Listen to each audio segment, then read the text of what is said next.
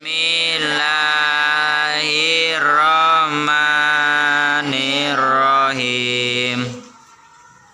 Yang pertama sifat wujud, artinya ada. Lawannya sifat wujud adam, artinya tidak ada.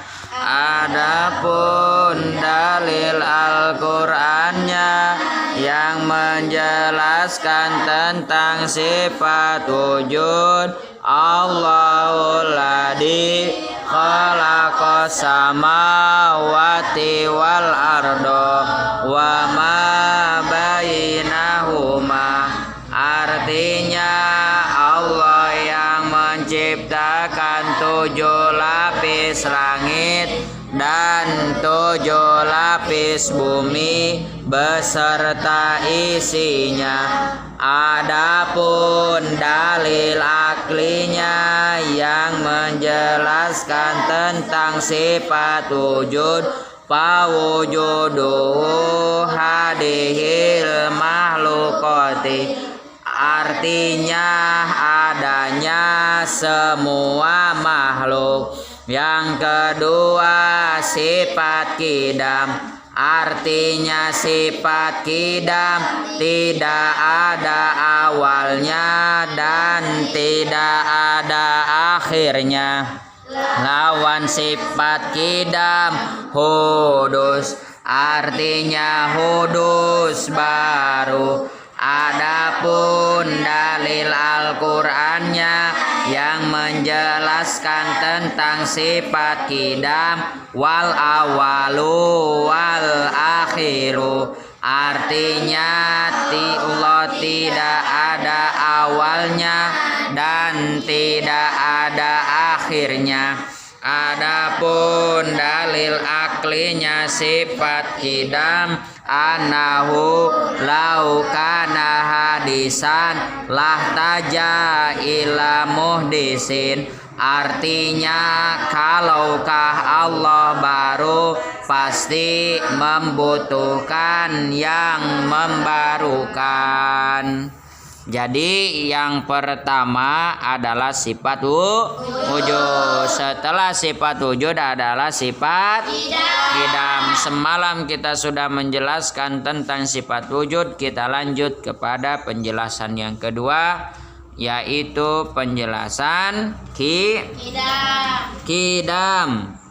Qidam itu adalah sifat Allah yang nomor kedua setelah sifat wujud. Artinya qidam itu tidak ada awalnya dan tidak ada akhirnya. Perlu kita yakini, perlu kita imani bahwa Allah Subhanahu wa ta'ala itu adalah yang tidak ada awalnya dan tidak ada akhirnya. Yakin tidak? Yakin. Apa bukti Allah Subhanahu wa ta'ala ada? Dalilnya fawujudu hadihil mahlukoti, adanya semua makhluk yang ada di langit maupun makhluk yang ada di bumi. Paham tuh?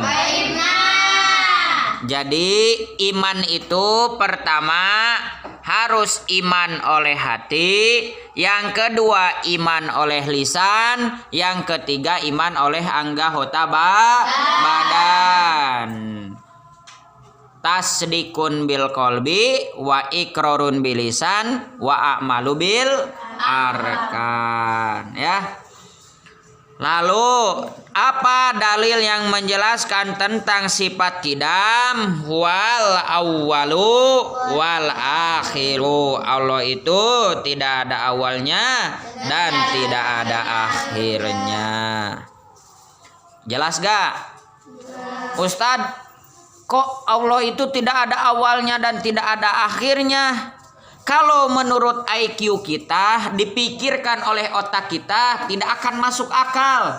Kok tidak ada awalnya, tidak ada akhirnya? Apabila sesuatu yang tidak sesuai, tidak masuk akal pola pikir kalian, maka itu wajib untuk diimani. Wajib untuk dipercayai bahwa semua itu dat Allah Subhanahu wa taala, ya. Apabila tidak masuk akal, ya kok tidak masuk akal, tidak ada awalnya dan tidak ada akhirnya. Karena Allah Subhanahu wa taala nanti di dalam sifat wahdaniyat walam yakulahu kufuwan ahad, Allah itu beda. Ya, Allah itu tidak ada yang menyerupai satu makhluk pun. Walam yakulahu kufuwan ahad. Karena semuanya bersambungan, ya. Lalu dalil akli, ya, menurut akal nih. Tadi kan dalil nakli. Dalil nakli itu adalah dalil Al-Qur'an. Lalu dalil aklinya menurut akal wal awalu dalil aklinya itu annahu laukana hadisan lah taja ilamu disin. Kalaukah Allah baru pasti gitu membutuhkan yang membarukan gitu, ya. Kalau Allah baru pasti membutuhkan yang membarukan gitu.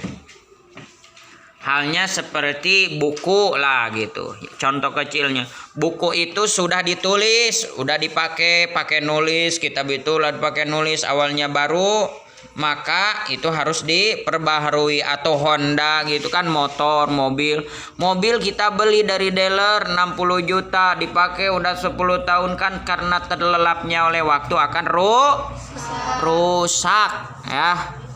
Jadi si mobil membutuhkan yang membarukan. Saya nih udah rusak ini, kata mobil, saya butuh bensin nih, saya butuh minyak nih, saya butuh oli gitu kan. Itu menandakan makhluk, hanyalah makhluk yang membutuhkan yang membarukan gitu. Beda ciptaan Allah dengan ciptaan makhluk. Nah, kalau ciptaan Allah, ya, ditonjok, contoh, tahu ditonjok, ditumbuk gitu. Contoh, ini nih, kening kita, ini kening kan? Kening kita ditonjok nih. Kalau ditonjok kening kita, karena kita ciptaan Allah, ditonjok itu pasti bengkak. Beda. Kalau ciptaan makhluk, ditonjok itu bukan bengkak. Malah apa? Malah kentob. Tahu kentob? Apa? Bukan bengkak. Contoh mobil atau Honda gitu kan. Honda kita pukul, bukan bengkak dia, malah rusak, malah pecah. Betul. Itulah bedanya ciptaan Allah dan ciptaan makhluk. Maka daripada itu kita harus meyakini sepenuhnya bahwa ciptaan Allah itu luar biasa. Sah. Nah, diri pribadi kita tafakur 1 jam sama dengan 60 tahun ibadah yang tidak henti. Masya Allah. Tafakur itu menengok ciptaan Allah, lalu dipikirkan, udah dipikirkan, meresap kepada dalam hati, dipikirkan oleh otak, sadar diri itu bahwa diri ini adalah diri yang hina, bahwa diri ini dari Allah, akan pulang kepada Allah. Kita itu dari mana, akan kemana, tugas kita itu apa di dunia itu, gitu, ya. Kita harus tahu dan paham, harus mengerti. Pahim tum santriah? Pahimna. Alhamdulillah. Itulah sifat wujud dan sifat idah.